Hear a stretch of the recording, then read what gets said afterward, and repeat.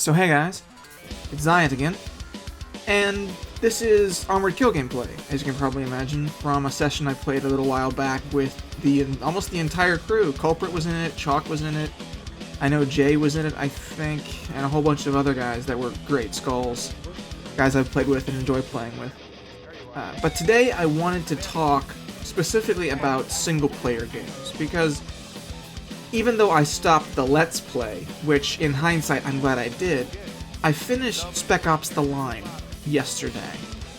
And that is a game that for me defines a case for single-player shooters. That the single-player shooter story can be as meaningful and as important, if not more so, than the multiplayer component, because I know for a fact that the multiplayer of that game is shit.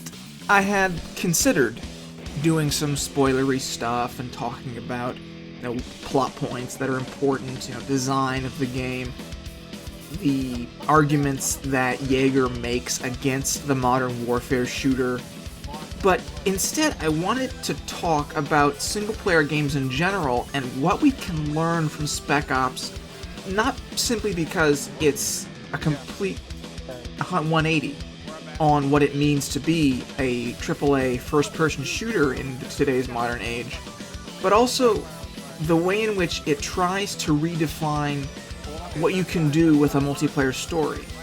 And I want to compare it to some of the campaigns I've played in first-person shooters that have tried and come up short compared to Spec Ops.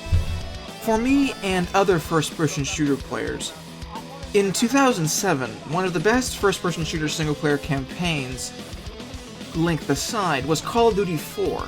Despite the set-piece style gameplay and some of the unbelievabilities of America going in and killing everything, one of the major defining moments of that game, and the moment you can't not mention when talking about the single-player, was the nuke that went off in the middle of the game that destroyed all of the Generikistan that you were doing the campaign in. And if it were like Modern Warfare 2's or even Battlefield 3's version of the nuke, where it's just, game over, respawn, Infinity Ward chose instead to put you in a position where you're going to die, there will be no respawn, and you now have to deal with the fact that you are dying of radiation poisoning. I think the game only went downhill from there because it became essentially a vengeance game for price. It doesn't delve any deeper into the psychological ramifications of the rest of the troops. I mean, there's a laundry list of those who died, but in Spec Ops, they take it a step further. Not only are the atrocities committed your own, but the psychological impact not only belongs to Captain Walker, but they belong to you. And again, the most defining moment of that game is what Nazi Khrushchev Zero Punctuation called a bad thing, which is putting it very lightly. It's at that moment, and I recorded this in the Let's Play, but it didn't go up. It's at that moment that you realize that it was your call to do that bad thing. It was not Walker's call. It was not Lugo or Adams' call. You made the decision to do the terrible, terrible thing, and you now have to deal with the consequences. And as everything spirals out of control, you get the feeling that Jaeger is almost laughing at you for enjoying single-player campaigns and multiplayer shooters, where you're constantly killing people with no idea of remorse or any of that. And then comes the epilogue.